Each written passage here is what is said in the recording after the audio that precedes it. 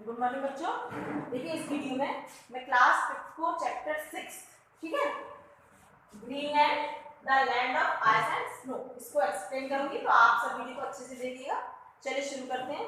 तो बच्चों ये कुछ पॉइंट्स हैं जिनके थ्रू हम अपने चैप्टर को समझेंगे। तो सबसे पहले ग्रीनलैंड की लोकेशन। तो अभी हम बुक में पेज नंबर 42 खोल लेते हैं, थोड़ा सा लोकेशन के बारे में पढ़ के जा लेते हैं।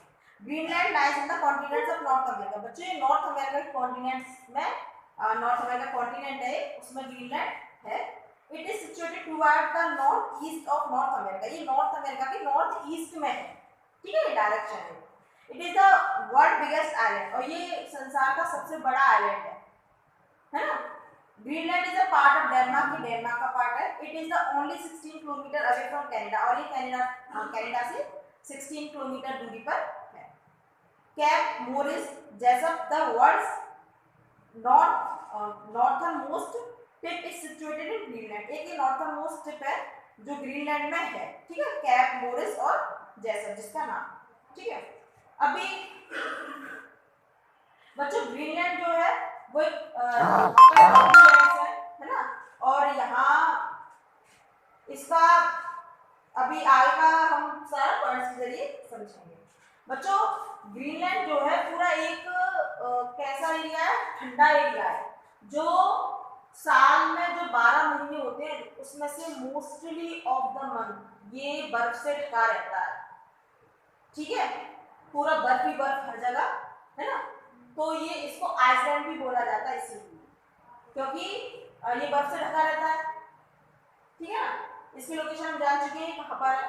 अब यहाँ का क्लाइमेट, तो बच्चों क्लाइमेट क्योंकि बर्फ से ढका रहता है, एकदम ठंडा इलाका, तो ऑब्वियसली यहाँ क्लाइमेट ठंडा ही होगा, बहुत ठंडा क्लाइमेट होता है। जब विंटर सीजन चलता है तो कई दिनों तक या सूरज नहीं दिखता, विंटर के कई महीने, दिन नहीं कई महीने अंधेरे से भरे हुए होते हैं, सूरज दिखता ही नहीं है, ठीक है। लेकिन जब गर्मियों का सीजन आता है तो थोड़ी गर्मी आ जाती है, बट इतनी जैसे कि हमारे यहाँ होती है इतनी गर्मी वहां नहीं होती।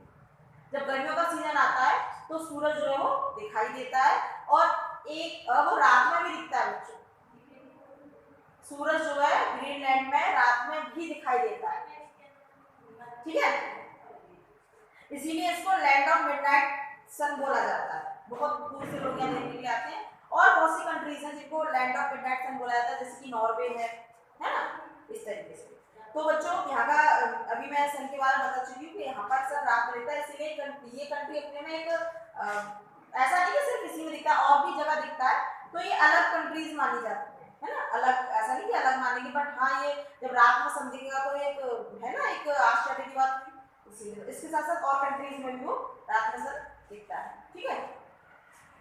अब बच्चे यहाँ की वेजिटेशन पे आते हैं। तो बच्चों क्योंकि ये इलाका बहुत ठंडा होता है, इसलिए यहाँ पे वेजिटेशन बहुत रेयर होती है, मतलब कि आप कहीं नहीं दिखेगी आपको एक आधी वेजिटेशन है ना, वनस्पति बिल्कुल नहीं होती, जरा सी कहीं दिख जाए तो कोई उसमें वो नहीं है कि बिल्कुल कोई नहीं, बट होती नहीं है अधिकतर, है ना, कहीं थोड़ा सा एक दिख जाए बहुत किलोमीटर की दूरी, तो वो अलग, ठीक है।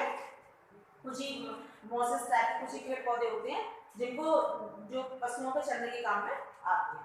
अब बच्चों एनिमल लाइफ यहाँ पे क्या होती है, तो बच्चों ग्रीनलैंड में जो जानवर होते हैं वो भी कम ही होते हैं, ऐसे जानवर होते हैं जो ठंडे इलाकों में सर्वाइव कर सके, है ना। तो जैसे कि फॉक्स, वुल्फ, हेयर्स, है ना, और बॉलबेरिन, स्क्वारल एंड लैब्राडोर, जो यहाँ के जानवर, ये क्या है, इनके ऊपर एक वार्म फर होती है जो इनको ठंडी से बचाती है ना। जैसे आपने पेंगुइन देखा होगा, पेंगुइन के ऊपर भी फर होती है जिसको ठंडी से बचाती है, तो ऐसी ये फर होती है जो इनको ठंडी से बचाती है। बच्चों रेनडियर जो होता है वो यहाँ का एक यूजफुल एनिमल होता है, ठीक है। यहाँ पर बहुत सारे बर्ड्स भी होते हैं, है ना, पक्षियों के लिए ये फेमस है ग्रीनलैंड जो है, ठीक है। बच्चों यहाँ पर सीज, व्हेल, वॉलरस, सीवर्ड्स और ये ऐसे जानवर होते हैं जो एक्वेटिक एनिमल्स होते हैं, जो पानी के अंदर, और जो यहाँ के लोग होते हैं वो एस्किमोज जिनको बोलते हैं, वो इनका शिकार करने में बहुत एक्सपर्ट होते हैं, एस्किमोज जो होते हैं। अब बच्चों यहाँ की इंडस्ट्रीज और ट्रांसपोर्ट के बारे में जानेंगे हम। तो बच्चों यहाँ की ट्रांसपोर्ट इंडस्ट्री जो है यहाँ पे देखो दे रखा है, Greenland has no large industry, यहाँ पे कोई बड़ी इंडस्ट्री नहीं होती, सिर्फ शिप प्रोडक्शन की इंडस्ट्री होती है, यानी कि पानी के जहाज होते हैं उसके पार्ट्स बनते हैं और वो इधर उधर सप्लाई होते हैं, क्योंकि यहाँ पर ना तो देखिए कोई पेट्रोलियम के लिए या कोल वगैरह के लिए ना कोई माइन वगैरह होती है ना, कोई खान नहीं होती है, और ना ही कोई बड़ी इंडस्ट्री होती है, सिर्फ सिर्फ की एक इंडस्ट्री, सिर्फ की एक नहीं सॉरी सिर्फ की इंडस्ट्री यहाँ पर होती है। ठीक है बच्चों, यहाँ पे स्लैश जो है एक ऐसा एक होता है जिसको बर्फ में जानवरों के जरिए खींचा जाता है। आप अपनी बुक में इमेज देखिएगा इसकी, इसको स्लैश बोलते हैं। ये जो है इसमें क्या क्या आगे जानवर लगा दिए जाते हैं और पीछे फिर उस पर बैठकर लोग इसका मजा लेते हैं। ठीक है, और बच्चे यहाँ पर जो छोटी बोट होती है उसको कायक और बड़ी बोट उमेट इस नामों से जानी जाती है। ठीक है, यहाँ के जो लोग होते हैं बच्चों उनको एस्किमोस बोलते हैं। बट अब क्या है कि यहाँ के और भी लोग हैं जो यूरोपियन लोग हैं जिनको ग्रीनलैंडर या फिर इन्यूट्स बोला जाता है, तो उनमें एस्किमोस जो है वो मिल चुके हैं। ठीक है, इनकी लाइफ जो होती है वो बहुत ही टफ होती है, क्योंकि यहाँ का हार्श क्लाइमेट होता है। क्लाइमेट मैं आपको बता ही चुकी यहाँ कैसा होता है, बहुत ही ठंडा क्लाइमेट होता है, तो उनको काफी उससे सर्वाइव करना पड़ता है। इसलिए वो अपनी स्किन को गर्म करने के लिए वो सील एक होती है, सील जानवरों में आती है, तो पानी में रहती है, बट वो है ना जानवर एक्वेटिक एनिमल है सब। ठीक है, तो सील की स्किन को ये कपड़े बनाकर पहनते हैं, है ना। और भी ऐसे बहुत सारे जानवर हैं जिनसे ये अपने कपड़े बनाते हैं, जिससे कि उन्हें गर्म रख सके, क्योंकि यहाँ बहुत ठंडी होती है। ठीक है, यहाँ के जो लोग होते हैं वो इग्लूज में रहते हैं, और इग्लूज जो है उनको इग्लू बनाने में कोई टाइम नहीं लगता। वो क्या है 3 से 4 घंटों में इग्लू बनाकर तैयार कर देते हैं। जो पहले इग्लूज होते थे वो किसके होते थे, आइस जो बर्फ की बनी हुई ईंटें होती थी उनके होते थे। बट अब जो मॉडर्न इग्लूज होते हैं वो किसके होते हैं बच्चों, बर्फ के बड़े बड़े पत्थर होते हैं, उनसे मॉडर्न इग्लूज जो है बनाए जाते हैं। इसकी इमेज आप बुक में देख लीजिए कैसे होते हैं। उसके बाद बच्चों अब यहाँ की मेजर सिटीज कौन कौन सी है, तो देखो गॉड है यहाँ की मेजर सिटी है। ठीक है, वो कैपिटल है। उसके बाद बच्चों हॉल्ट एंड वॉल यहाँ की एक पोर्ट सिटी है, पोर्ट टाउन जिसको बोला जाता है। ठीक है,